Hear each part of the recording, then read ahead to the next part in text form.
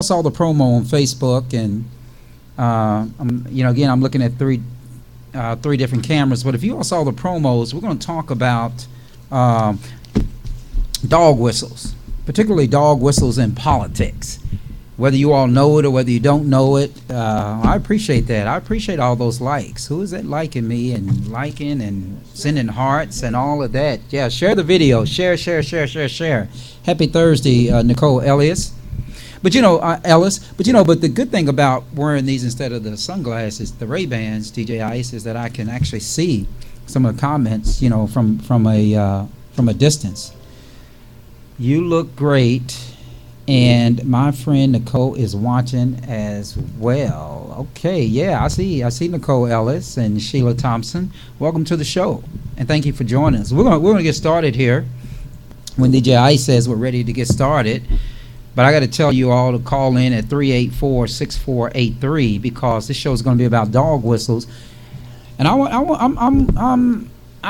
wondering if you all would recognize the dog whistles. So anyway, we're going to get started here shortly. Ready for your drop? Yep. Welcome to Conscious Fever with Carl Price on 97thebeatfm.com. Let's go! All right, let's go. Good evening. You're tuned in to 97 The Beat FM, and some of you all are tuned in live on my Facebook page as well as the Facebook page of 97 The Beat FM. This is Conscious Fever here on this Thursday night, warm Thursday night in Louisville, as always. How you doing tonight, DJ Ice?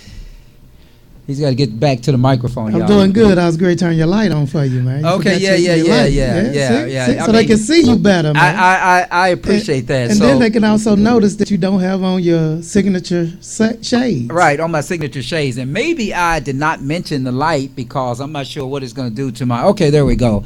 I looked like I was in black and white. Now all of a sudden I look in color, and this is cool too. So to all the cameras, to the TV, to the Facebook, and to Ustream. You're listening to 97thebeatfm.com and 97thebeatfm on your audio, and you are tuned in to Conscious Fever here on 97 The Beat FM. And tonight we have chosen a very, very interesting topic, and let me just tell you guys why I chose this topic tonight. The topic is dog whistles. Particularly dog whistles in politics. Can you crack the code? What's the name of that song, DJ? And even crack the code. What is that? Was that Eminem or somebody like that? Or Justin Timberlake? Maybe Justin Timberlake. That sounds like some Justin Timberlake stuff. Anyway, I want to know if you all... okay, thank you, Nicole. I'm glad you like the lighting. But I'm going to go without my Ray-Bans tonight, and so y'all can get to see my real curls. I want y'all to know this is not what the New York guys do. Sew hair onto their head. I don't do that. This is actually my stuff because it's hard to keep down. But they even get where they do the hairlines now. Yeah, they do the hairlines. Like they draw them on. And they draw them down. Well, Steve Harvey had that for forever. Yeah. He had a wig, actual wig. An actual wig. But anyway, some guys look pretty good with it. So I applaud you all, but I don't have it. I guess in a couple of years my hair fall out or something would take my hair away like cancer did in 2010. And then, but in any case, we're talking about dog whistles tonight, DJ Ice. And let me make sure I get this right. The number to call in is 502-384-6483. Yes. Is that right? I don't know why I always forget that number. But of course, I didn't lose it. My cell phone, my personal cell phone just went dead on me. I think it just had enough of me using it with the cracked screen. So it just went dead on me. And so, it's funny today with the way that we communicate. And I think you all can understand this. The way that we communicate is really, really funny today, right? Because some of the closest people that I had, I did not know their cell phone number. I only knew the name. And this is my mother calling. Let's see if we can put her on the air live. Let's just put her in. Hello?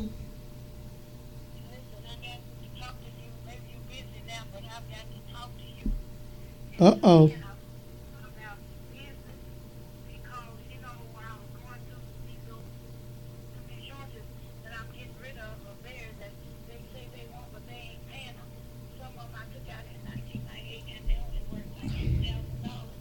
Okay. Well, hey. Yeah, I would. Hey, mama.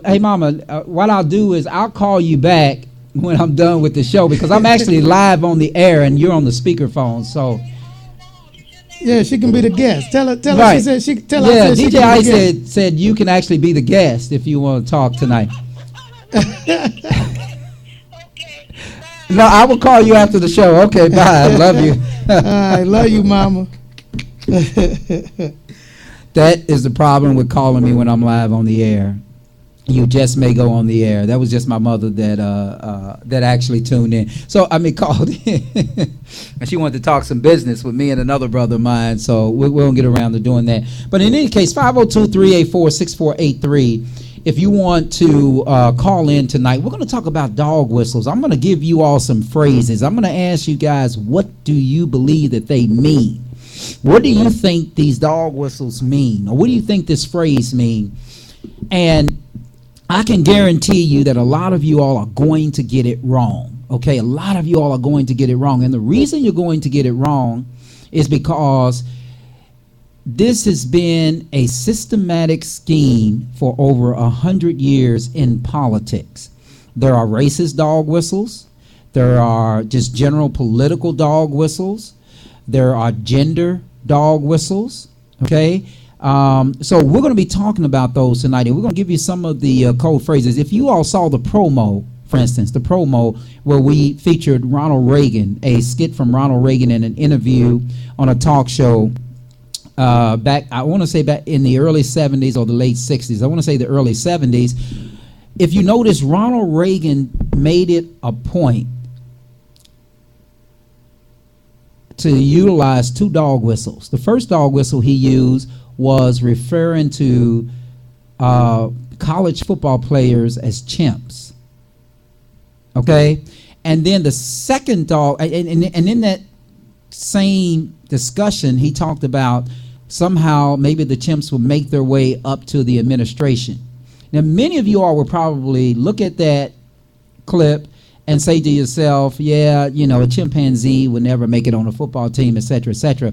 But if he was dog whistling to his base, hello, Gina McClellan,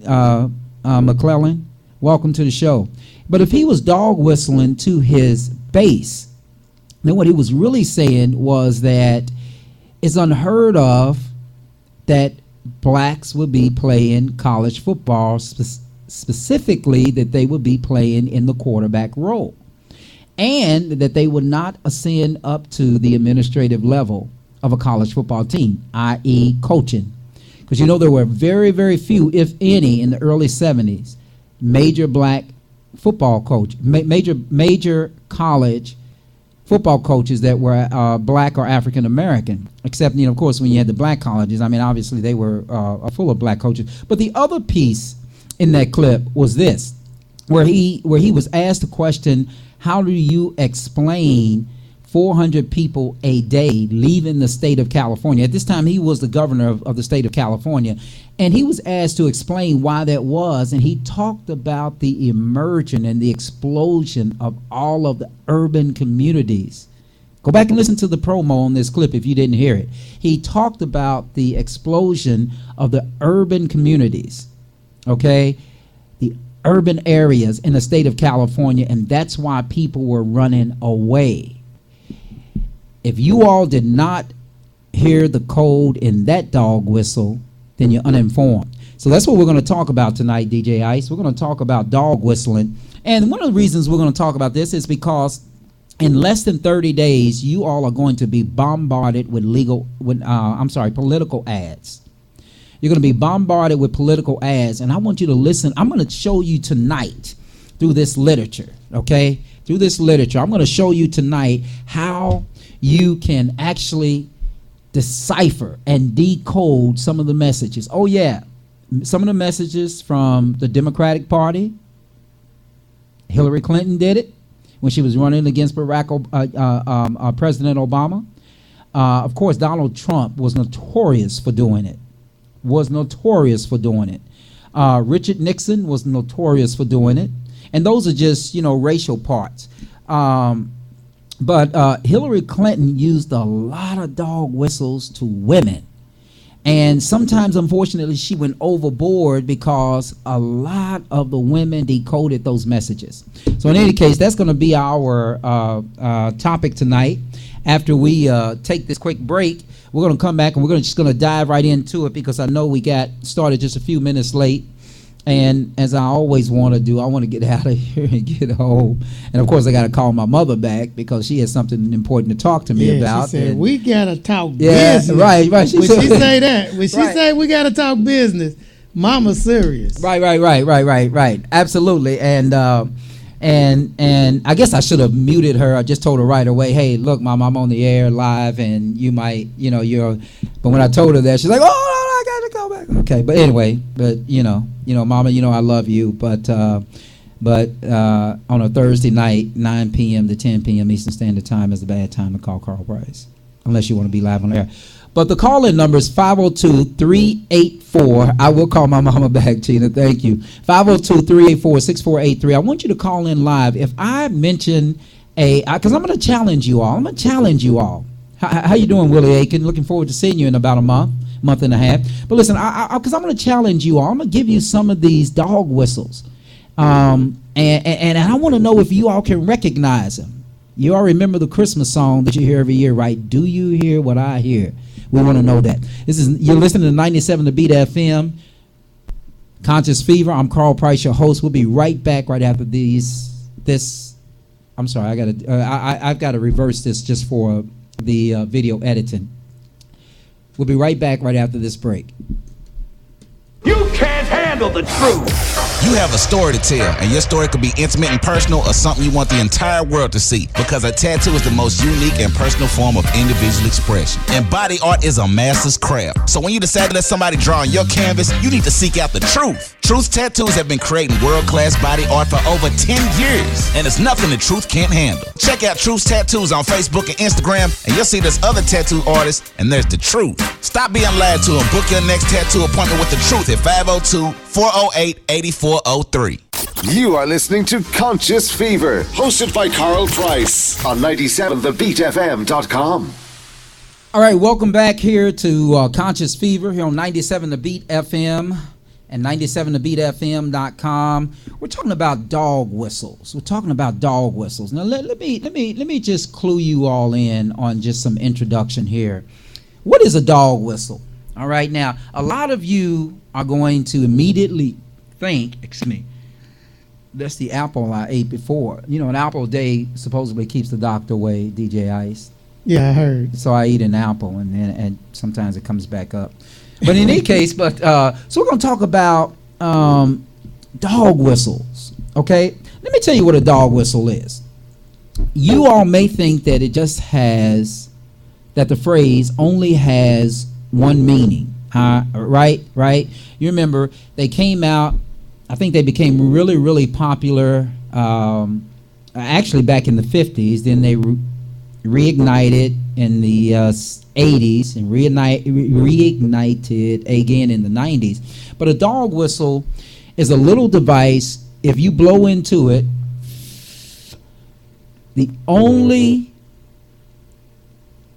way you can be heard is if you have dog ears, because it's been coded to communicate specifically with that dog. So if you've ever been in a park, and a dog park, or even a park where there are pets, and you notice that pets just stop what they're doing, and they may be having fun with other pets, and they just stop what they're doing and they take off running to their owners, that's solely because their owner has a dog whistle. So the true meaning is that it is a code that is communicating only with that dog, and only that dog can hear it, and only that dog can understand it, and only that dog can receive it. Okay, so that's what this whole idea of a dog whistle is all about. Okay, so it has another meaning. In the political world, it means that, okay, now I'm going to say some things here that's probably going to offend some of you all, but I'm going to go ahead and say it. But in the political world, for instance, racial dog whistling avoids using the word nigger, right? Instead, In political dog whistling, they may say high crime area, or they may say Willie Horton. You all remember that from the Dukakis presidential and first George Bush presidential campaign. Or they may say urban areas. If you watched the promo before I came on the air with Ronald Reagan, Ronald Reagan used that. So I want to talk to you all, and I want you all to call in 502-384-6483. If I give you a dog whistle, if I give you a phrase, which is actually a dog whistle, because that's the topic of the show, so I'm not going to sugarcoat it. If I give you a phrase, I want you to tell me what your interpretation is of that phrase, because what happened during this last presidential campaign in 2016, there were a lot of dog whistling by Donald Trump as a candidate. For instance, immigration, the wall, the border wall. You know, that's just a nice way of saying we don't want. Well, I'm sorry, let me back up.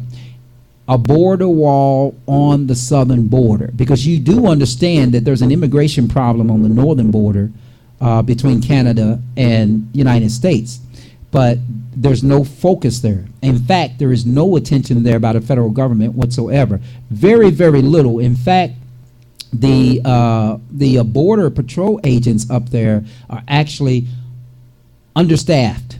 There's not enough of them up there. And so if you live in Canada, if you live in Toronto, I'm losing,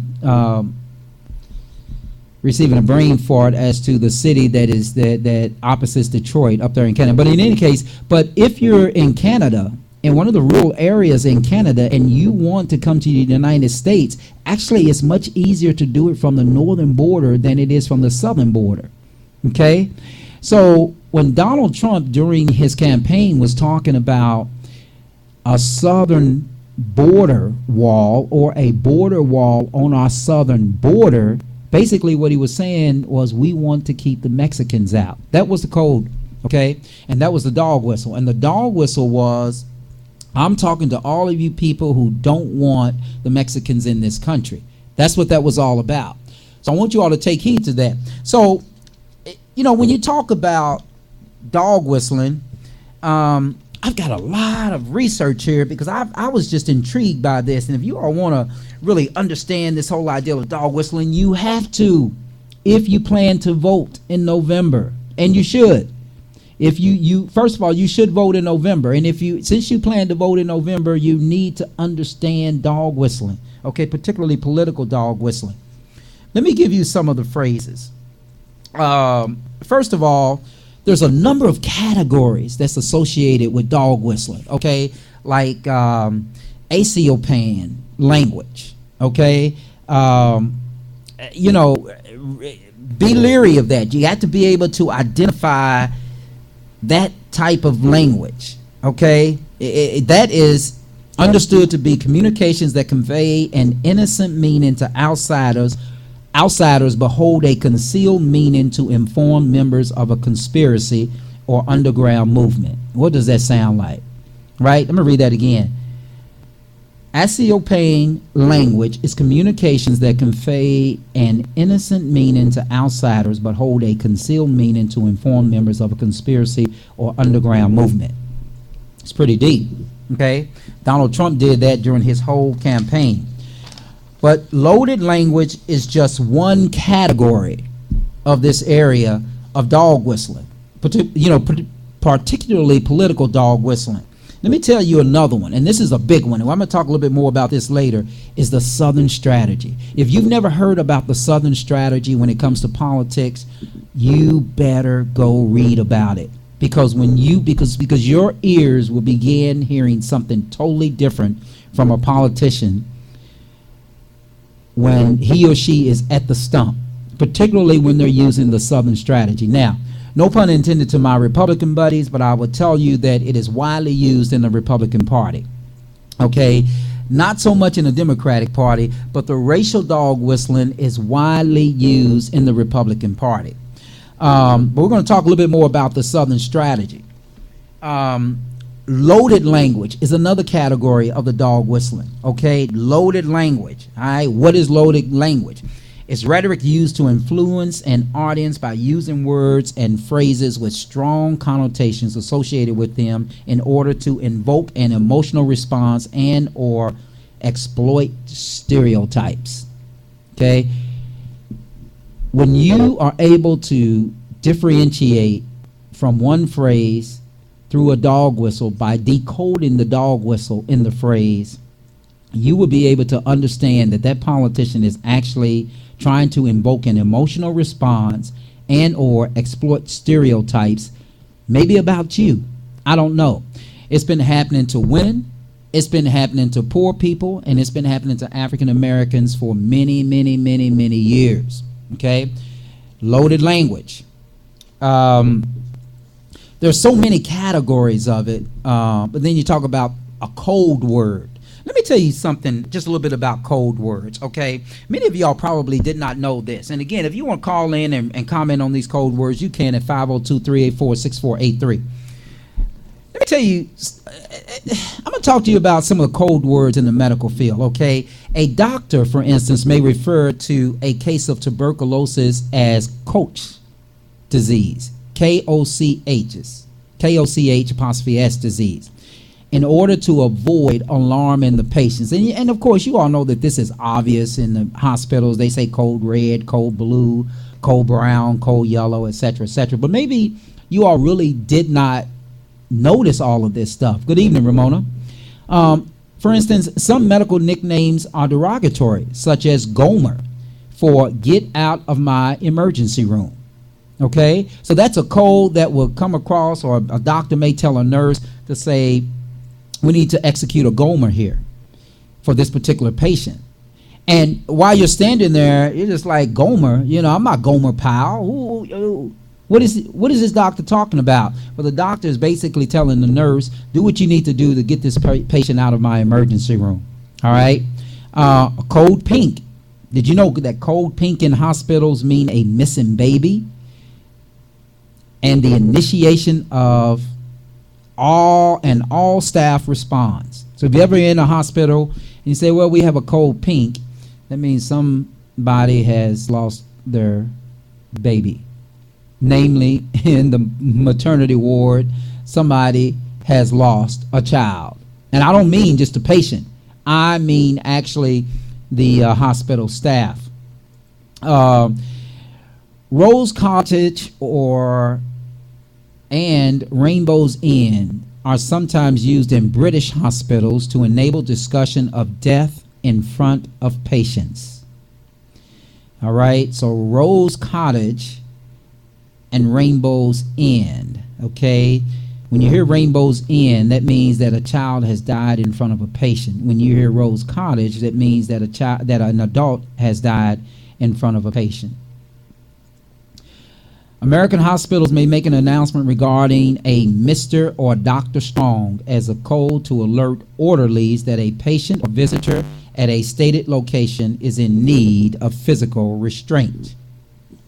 Okay?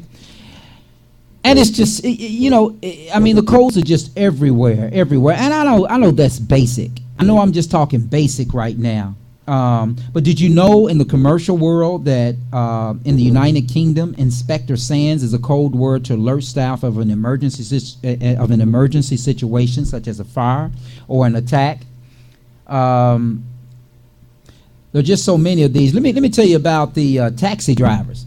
How many of y'all have been in a taxi and, you know, sometimes you know, the language is loaded. Of course, you know, I was about to say that, you know, the code, they don't really have to code their language because a lot of times it's hard to understand what they're saying. I probably shouldn't have said that, DJ Ice. That's probably stereotypical. But in any case, yeah, because, you know, that's a dog whistle. When I say that, you know, I had a taxi driver and I just couldn't understand a damn thing he was saying, that's a dog whistle. I'm talking to the people who are against foreign taxi drivers when I say that. All right, that was just a test for y'all. But anyway, let me tell you about taxi drivers. Many taxi drivers use radio codes like there's an oil spill at, or a cardboard box is lying on the road to warn other drivers of a police speed detection unit. You didn't know that, did you? Right? So when you tell the taxi driver that you have to get to point A to point B rather fast, they're looking, they would go on their radio or go on their cell phone, and they're looking for an oil spill, which is a police detection unit out there with a radar trying to detect that they are speeding too fast. For instance, there are other codes that tell other drivers that a popular taxi rank is empty or full, or warn of a drunk or obnoxious customers trying to, hail a taxi. There is a number 8 at the railway station. That might mean beware of a fare who looks likely to throw up in your taxi. Anyway, those are just some examples. And but there's a lot of code words, but those are obvious. I want to talk to you all about the not so obvious. Okay? And actually we're gonna take another break before we get into the not so obvious. But I want you to understand these codes. I really want you to hear these codes, and so don't go away. Don't go away as we take this break, because I want you to understand these. Because when you listen to the political candidate that you're going to vote for in November, you want to be able to decipher what he or she is really saying through the dog whistle approach. Okay? They all use it. Okay? So we're going to take a quick break, and we'll be right back. This is 97. You're listening to 97 The Beat FM and 97thebetfm.com. And you're also listening to Conscious Fever. I'm your host, Carl Price. We'll be right back after this musical break.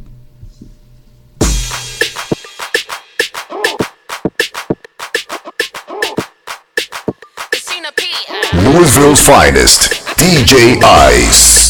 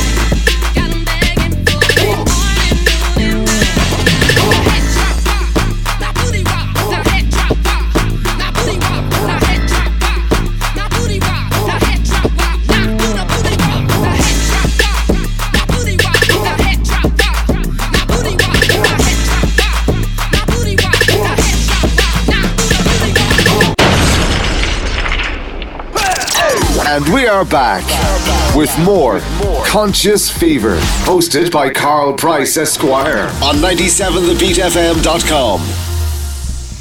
Welcome back. You're listening to 97 The Beat FM and 97thebetfm.com, and you're watching me live as we film this on my Facebook page, as well as the Facebook page of 97thebetfm.com. Welcome and thank you for joining the show.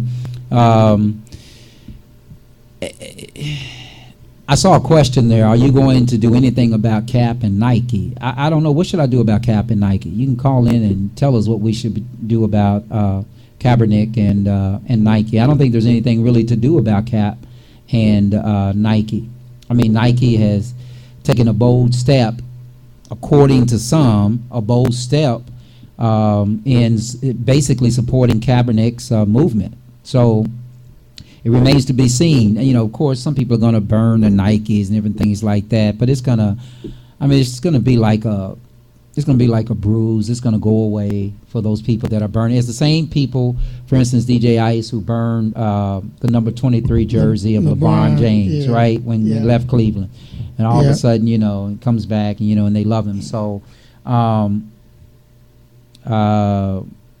thank you, Peggy Lewis. So in any case, no, I'm not going to talk about Cap, but if you want to come on and talk about Cap, in the Nike situation, we can go right ahead. And I haven't kept up with that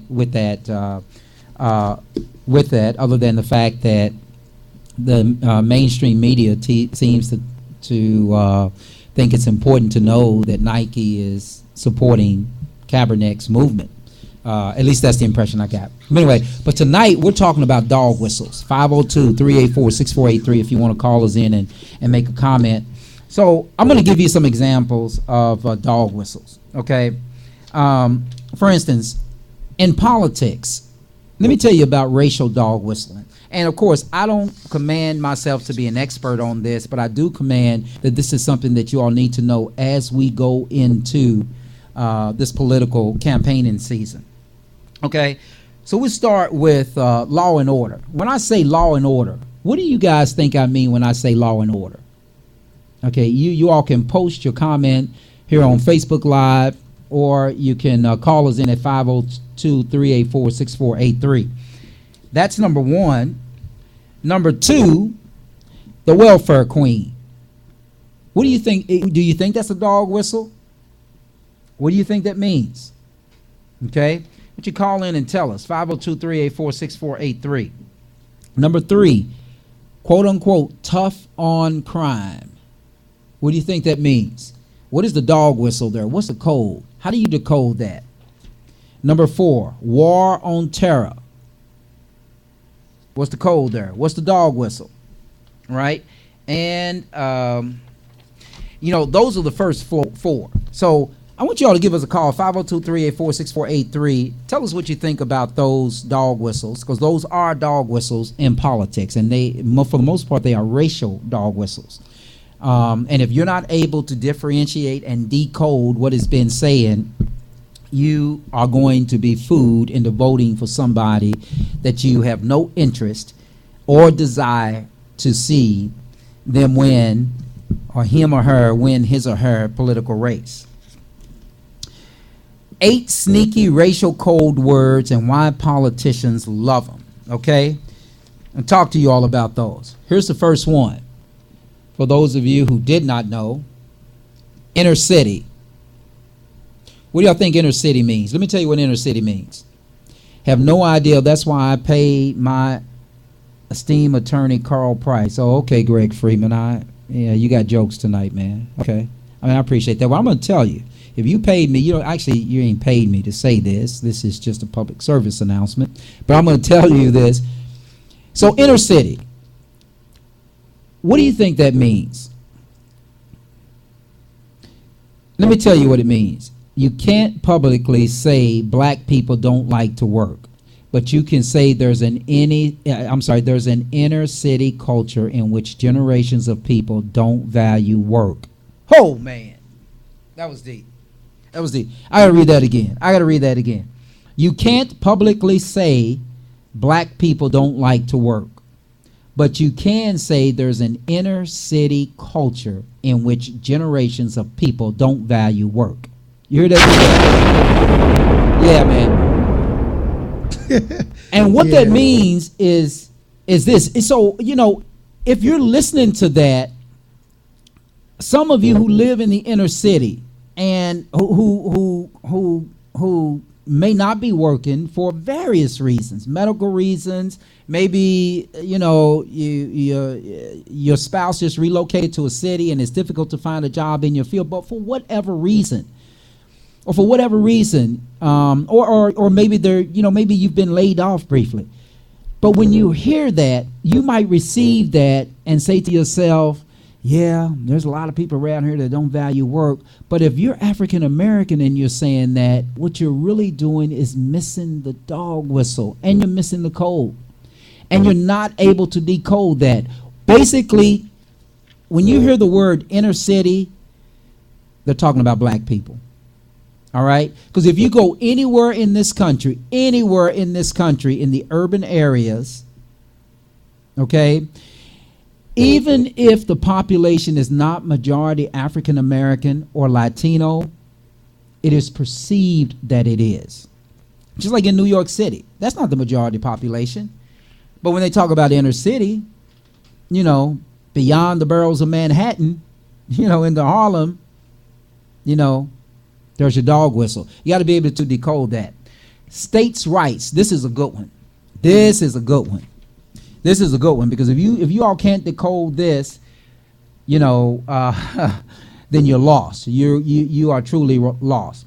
States' rights. Totally innocent and non-racial, right? Not so much.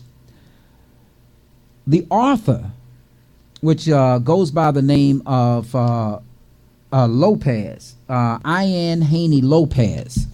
He's actually the author of Dog Whistle Politics, Coded Racial Appeals. Okay, states' rights. What Lopez says is that you first heard this from Barry Goldwater, who was running on a very unpopular platform critical of the New Deal during the 1964 presidential election. He makes the critical decision to use coded racial appeals, trying to take advantage of rising racial problems in the face of the civil rights movement. In other words, while states' rights is a pretty racially neutral issue, you just have to look at what was happening at the moment to realize that everyone knew it translated to the right of states to resist federal mandates to integrate schools and society. Now, I want y'all to pause just for a second there when I said that. I'm going to read the last part. Okay, racially neutral. You just have to look at what was happening in the moment to realize that everyone knew it was translated. States' rights was translated to the right of states to resist federal mandates to integrate schools and society. When you take away integrate schools and society from that last phrase, basically what you're doing is saying that particular politician wants to give back to the states what the southern states wanted prior to the Civil War. And during the time of the Civil War, that's what they were fighting for, right? We don't want your mandates, federal government. We don't want them. Okay, so when you hear a politician on the national level, I'm just talking on a national level now, mention the phrase states' rights, what they're saying is that we don't want the federal government in our local politics. And the problem with that is that if the local politics are controlled by a specific group of people, then they can always resist the federal government. So when you hear, and this mainly comes from Republicans, but when you hear Republicans talk about states' rights, that's what they're talking about. They're talking about we don't want the mandates of the federal government. For instance, we don't need a Department of Veteran Affairs. We can take care of our own veterans. We don't need a Department of Education. We can take care of our own schools. We don't need a Department of Health and Urban Development. We can take care of that ourselves. That's what that's all translated to. So be careful of that. Here's another one.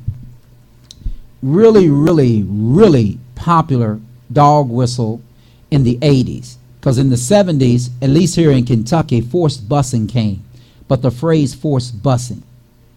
Let me tell you what Lopez says about this phrase. He says, on his face, forced busing is interpreted as being racially neutral. But the northern analog of states' rights, which allow the North to express problems and opposition to integration without having to mention race. After all, kids had been bused to school for quite a while. It was only when the plan took on a racial edge that it became controversial. Politicians didn't have to say that outright, though. They simply dropped in the phrase to trigger resentment and gain from supporters. So when you're a politician and you're saying, I resist forced busing, what you're saying is that I don't want my kids going to school with those black children or those urban children, and of course urban or inner city children, basically what they're referring to as black children. So be careful about forced busing. Cut taxes.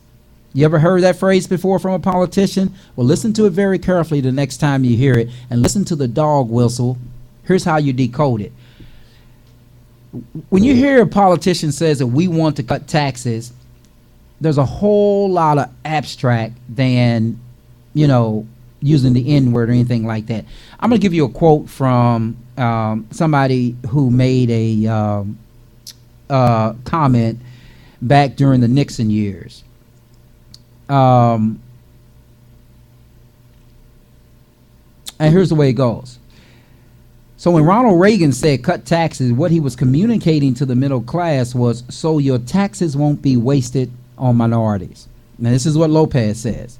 A key Reagan operative admitted as much in an interview quoted in Lopez's book, saying, "We want to cut taxes" is a whole lot more abstract.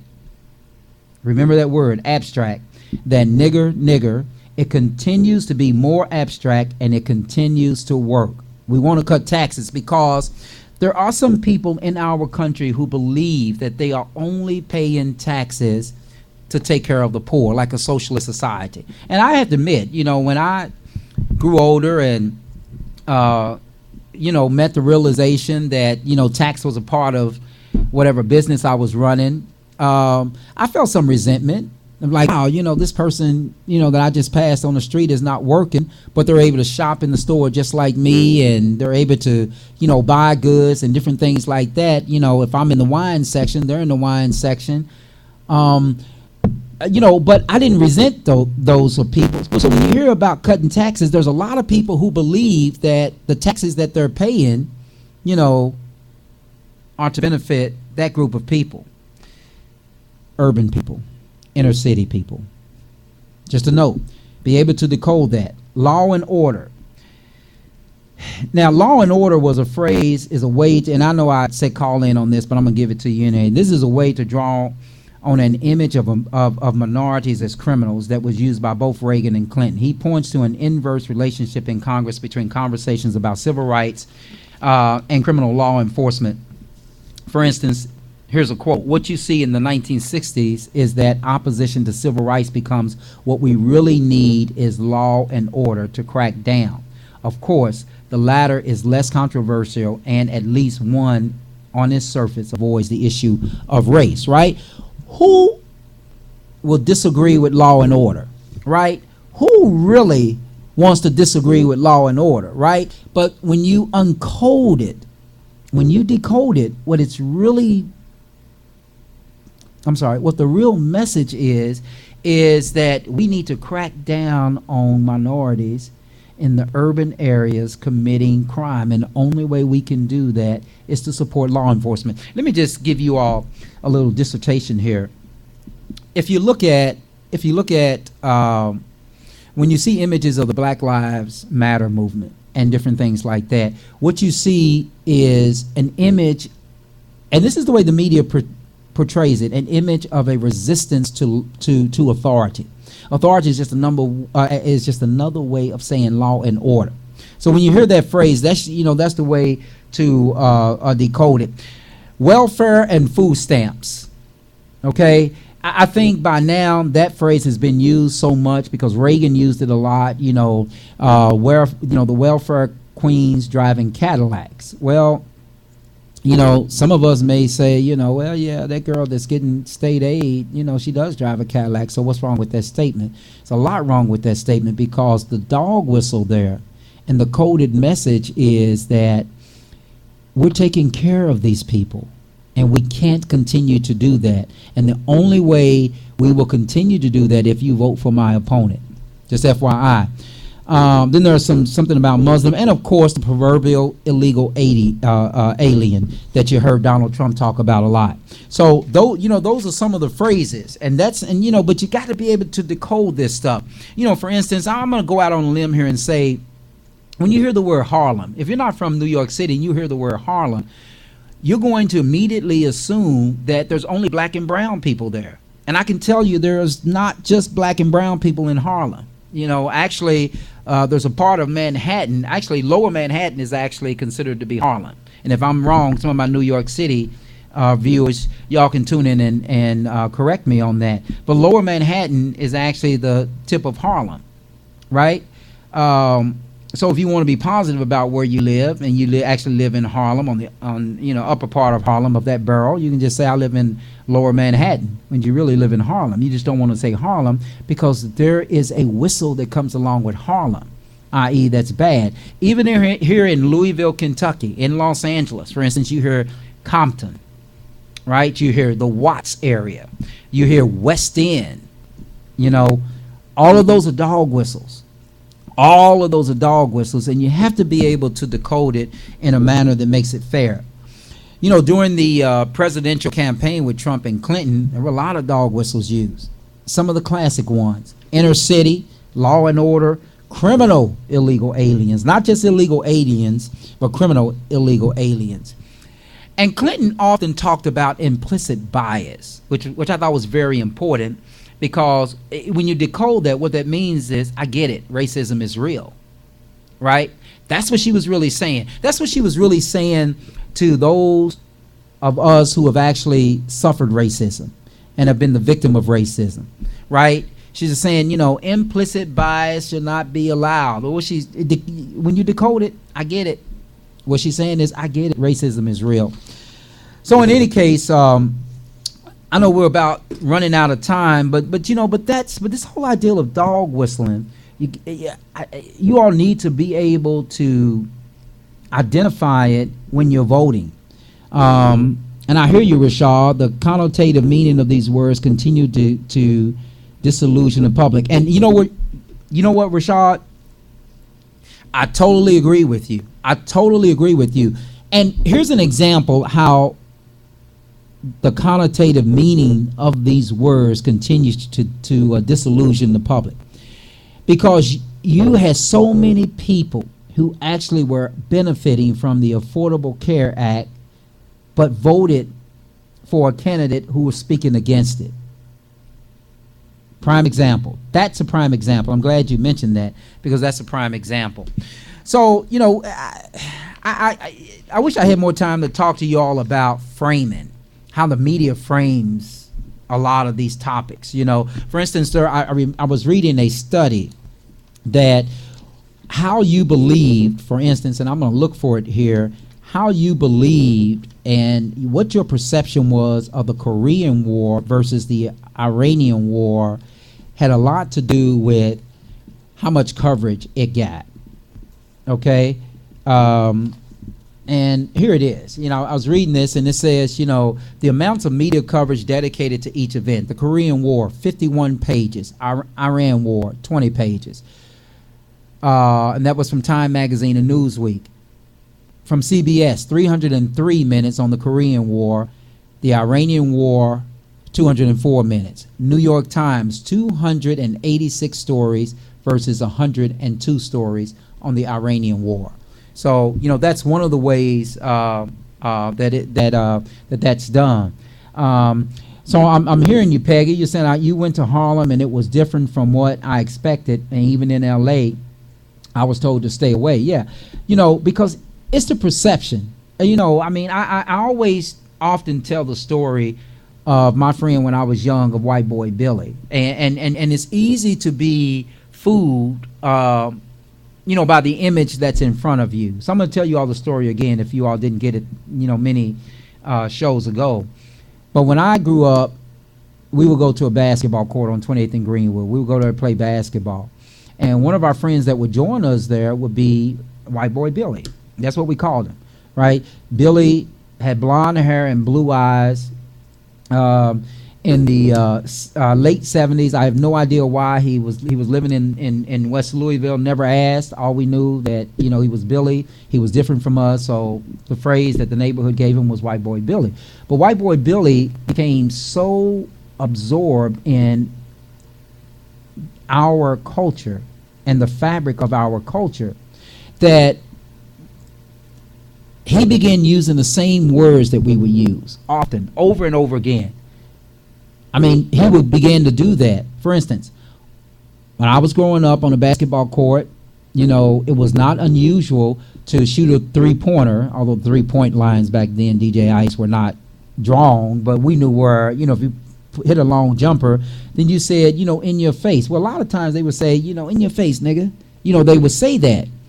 Well, of course, there were about two guys that came that didn't live in the neighborhood, didn't know White Boy Billy.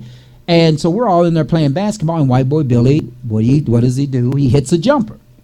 And when he hits the jumper, he says, in your face, you know, in your face, nigga. And these guys got really, really upset. And I would tell you, my group, the group from the neighborhood, which we outnumbered these three guys, we were so astounded by how they reacted to what White Boy Billy said. Because we were thinking to ourselves, what did he say? What did he do wrong? And then we realized that that all they saw was an image of this white face repeating that word and not really understanding that particular culture. Right? So you're absolutely right, Peggy. You can go to a different part of this country and somebody would tell you, well, stay away. When you go to the city, stay away from there, stay away from there. And really, I don't believe that we really live a race war in this country. I think we live a culture war. Okay? I really do believe that the wars are more culture than they are race. So, as I wrap up, I'm going to...